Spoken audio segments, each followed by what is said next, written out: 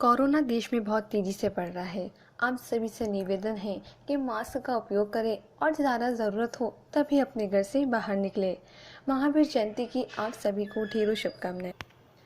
इसी उपलक्ष्य में मेरी कहानी समर्पित है भगवान महावीर को। ज्ञान प्राप्त करने के बाद भगवान महावीर की ख्याति चारों दिशाओं में फैल गई थी। समाज के विभिन्न वर्गों से लोग उनके दर्शन पाने और उनका शिष्य बनने के लिए आने लगे। एक दिन राजा प्रसन्नजित उनके सेवकों के साथ भगवान महावीर से मिलने पहुंचे। भगवान महावीर के मुख पर शांति और आभा को देखकर उनको आश्चर्य हुआ। वो भगवान के सामने बैठे और उनको नमन करने के बाद बोले, हे प्रभु, मेरे पास वो हर चीज़ है जो भी मनुष्य प्राप्त करना चाहता है। दौलत, आदर, प्रेमपूर्ण परिवार, विशाल साम्राज्य, सौंदर्य, हर चीज़ है मेरे पास। अब ऐसा कुछ भी नहीं जो मैं प्राप्त करना चाहता हूँ। लेकिन जब मैंने आपके बारे में सुना तो लगा कि मैं अपूर्ण हूँ। मैंने सुना है कि आपने समाधि जैसी कोई चीज़ प्राप्त कर ली है। क्या मैं भी इसे प्राप्त कर सकता हूँ? मैं इसको पाने के लिए कोई भी कीमत चुका सकता हूँ।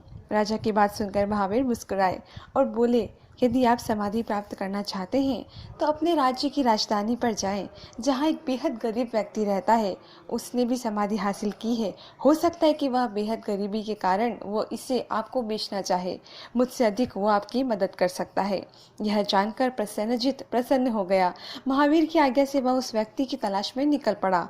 जल्द ही उसका काफिला एक टूटी फूटी झोपड़ी के सामने आकर रुका। सैनिकों की आवाज़ पर एक व्यक्ति झोपड़ी में से निकला। राजा बोले, इन बैलगाड़ियों में अपार धन और हीरे जवाहरात हैं। तुम ये सब ले लो, और भी चाहिए तो बोलो, लेकिन इन सब के बदले तुम मुझे समाधि दे दो। गरीब व्यक्ति राजा की बात सुनकर आश्चर्य में पड़ गया और बोला, यह संभव नहीं है महाराज। समाधि एक मन स्थिति है जो निरंतर आध्यात्मिक अभ्यास से प्राप्त की जा सकती है। दुनिया की सारी दौलत भी इसे खरीद नहीं सकती। आप ही बताएं कि आप किसी का प्रेम क्रय कर सकते हैं? आप महान राजा हैं, मैं आपके लिए अपना जीवन भी दे सकता हूँ, लेकिन भला मैं आपको अपनी भावनाएं कैसे दे सकता हूँ? राजा समझ गए कि समाधि कोई वस्तु नहीं जिसे खरीदा जा सके, उसे तो तप के बल पर ही प्राप्त किया जा सकता है। राजा भगवान महावीर के पास पहुंचे और उनके शिष्य बन गए। सच में भगवान महावीर अद्भुत थे। उनके आचार विचार बहुत ही अलग थे। कैसी लगी कहानी कमेंट करके बताइएगा। और आप सभी से एक निवेदन है कि अगर आप मेरी कहानी को लाइक एंड कमेंट करते हैं उस पर, तो इससे आपका कुछ नहीं जाएगा, मुझे ही मोटिवेशन मिलेगा और मुझे ये पता लगेगा कि आपको मेरी कहानियाँ किस तरह पसंद आ रही है या नहीं आ रही है।